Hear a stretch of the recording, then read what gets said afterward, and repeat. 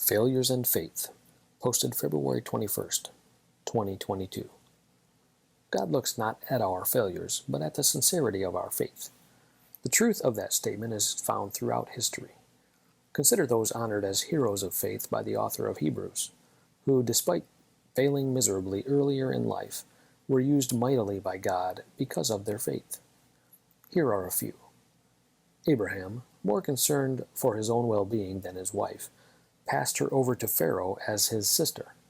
Later, his impatience with God's timing would lead to hurt feelings and an unnecessary and unpleasant family dynamic.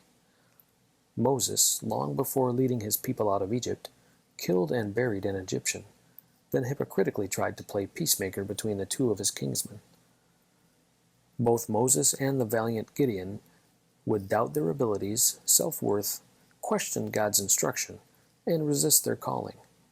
And like many other men, the mighty Samson and King David were both enslaved to passion, self-indulgence, and captivated by beauty. Stories like this aren't uncommon. Industry leaders, CEOs, Hollywood icons, athletes, and everyday people are stumbling masters of imperfection. Yet many contribute greatly and attain high levels of success and achievement. So why is this important? And why now? Timing and proximity. For a while now, my pastor has been preaching through the book of Hebrews. Chapter 11 focuses on triumphant faith. Examining those highlighted as heroes of faith gives me hope. Even heroes fail. But faith endures, and by it they conquered kingdoms, performed acts of righteousness, obtained promises, shut the mouths of lions, escaped the edge of the sword, from weakness were made strong. Hebrews 11:33 and 34.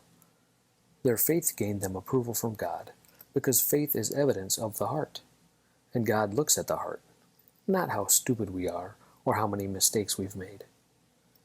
But faith will be tested. Unfortunately, for those who dislike discomfort, the pastor points out that for faith to mature, it must be pressed, as olives are to making oil. Faith is refined, matured, in the process of being crushed. It seems failure isn't necessarily a bad thing. I don't know where you land on the coincidence versus serendipity versus providence spectrum, but just days ago, Tim Tebow, a man I respect for his faith journey, encouraged followers to embrace failure as a growth and learning opportunity. Part of his post read, "Failing doesn't make you a failure." While he's experienced some incredible success in his life, he's also experienced significant disappointment. His faith still shines above it all. I don't know him personally, but I expect he would agree that faith is something we experience. Whether we live to be 100 or our days are cut short, faith is a journey, not a destination. And sometimes God uses even a short life to make a lasting impact. It's not comforting, but people of faith know that sometimes God's greater purpose outweighs temporary discomfort. Counting on the future is folly. Charles Spurgeon. We are 2 years into a pandemic we were told would be under control within a couple of weeks.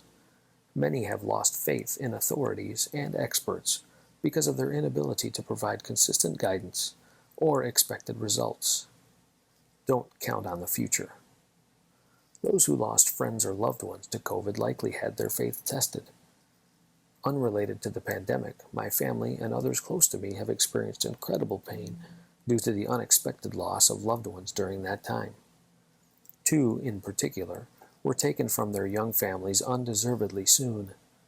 It may be little comfort to those grieving, but each of them lived a life of faith and powerful testimony, leaving behind a lasting legacy and impact. Faith is tested in other ways too.